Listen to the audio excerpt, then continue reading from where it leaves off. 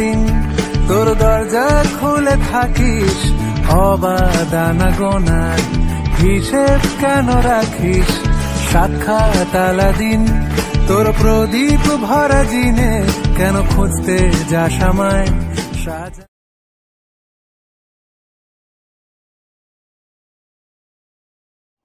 Hello friends, আমাদের চ্যানেলের আরও একটি নতুন ভিডিওতে তোমাদের সকলকে স্বাগত।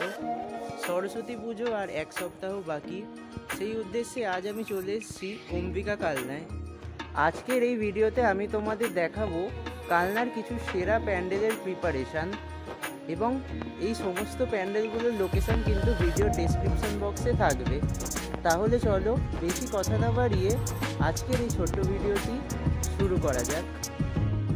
হাওড়া, শিয়ালদা কিংবা ব্যান্ডেল স্টেশন থেকে কাটোয়া লোকাল ট্রেনে তোমরা খুব সহজেই 1.5 ঘন্টার মধ্যে চলে আসতে পারবে অম্বিকা কালনা স্টেশন।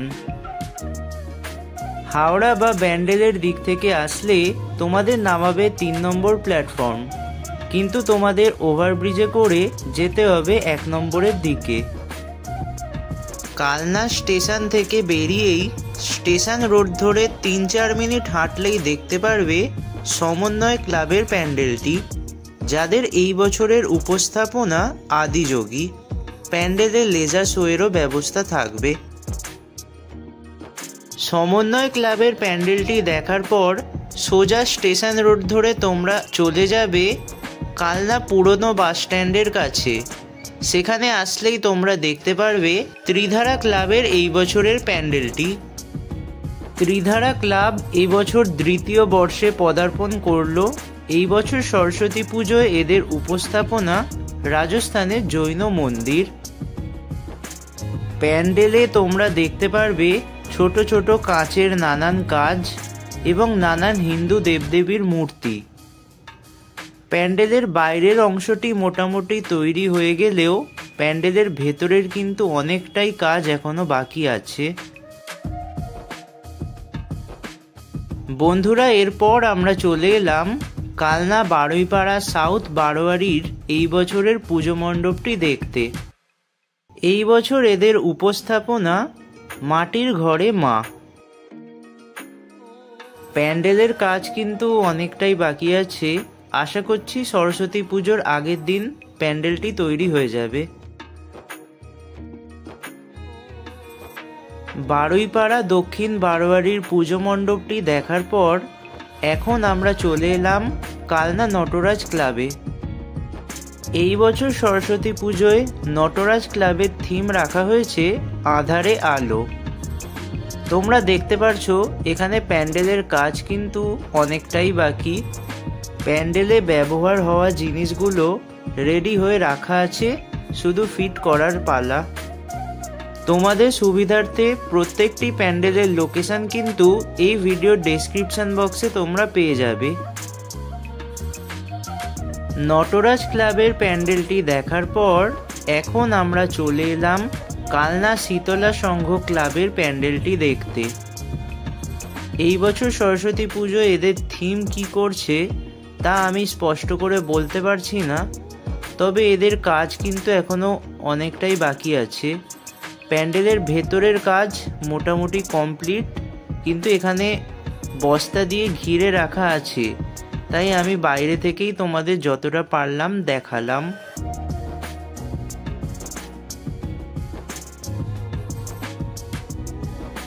বন্ধুরা, এখন আমরা চলে এলাম কালনা যুগের দ্বীপ ক্লাবে। আমার মতে এই বছরে কালনা সবথেকে বড় প্যান্ডেল কিন্তু এটিই হতে চলেছে। এই বছর সরস্বতী পুজোয় যুগের দ্বীপ ক্লাবের বিশেষ আকর্ষণ তাইওয়ানেসে টেম্পল। প্রত্যেক বছরই কিন্তু এখানে হাই বাজেটের প্যান্ডেল করা হয়। তোমরা দেখতে পারছো এই বছরে এদের প্যান্ডেলটি কতটা সুন্দর বানানো হয়েছে। প্যান্ডেলে ব্যবহার হওয়া নানান জিনিসপত্রগুলো মাঠে ছড়ানো ছেটানো রয়েছে।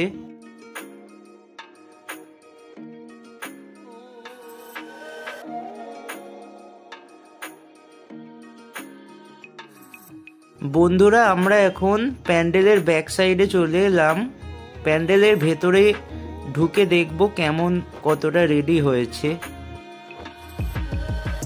বন্ধুরা তোমরা দেখতে পারছো প্যান্ডেলের ভেতরের কাজও কিন্তু অনেকটাই বাকি আছে। এখানে নানান মূর্তি রাখা আছে যা প্যান্ডেলের নানান অংশে ব্যবহার হবে। প্যান্ডেলের ওপরের অংশটাও কিন্তু খুব সুন্দর কারুকার্য করা হয়েছে।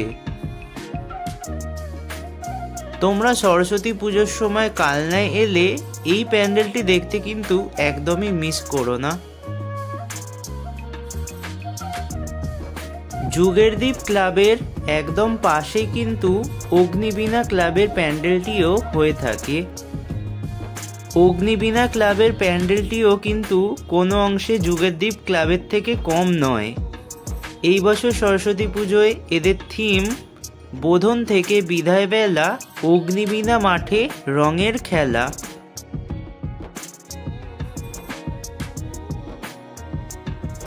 প্যান্ডেলের কাজ কিন্তু এখনো অনেকটাই বাকি আছে। এখানের কর্মচারীরা জোর কদমে কিন্তু কাজ চালিয়েই যাচ্ছে।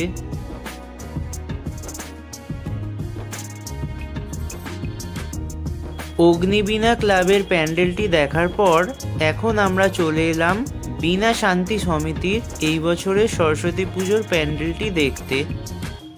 এদেরও কাজ কিন্তু অনেকটাই বাকি আছে। এই বছর বীণা শান্তি সমিতির প্যান্ডেলের মাধ্যমে শ্রী চৈতন্য জীবনক্ষেত্রকে তুলে ধরা হবে। বন্ধুরা এখন আমরা চলে এলাম দীপালি সংঘ ক্লাবের এই বছরের প্যান্ডেলটি দেখতে। সম্ভবত এই বছর এদের প্যান্ডেলের থিম মৌমাছির দেশ। নানান রকম কঞ্চি, পাতা ইত্যাদি দিয়ে কিন্তু প্যান্ডেলটি সাজানো হবে। প্যান্ডেলের ভেতরে দেখা যাচ্ছে নানান রঙের কাপড়ের টুকরো দিয়ে প্যান্ডেলটি সাজানো হয়েছে। বেশ সুন্দর কালারফুল একটি প্যান্ডেল, কিন্তু কাজ এখনো অনেকটাই বাকি আছে।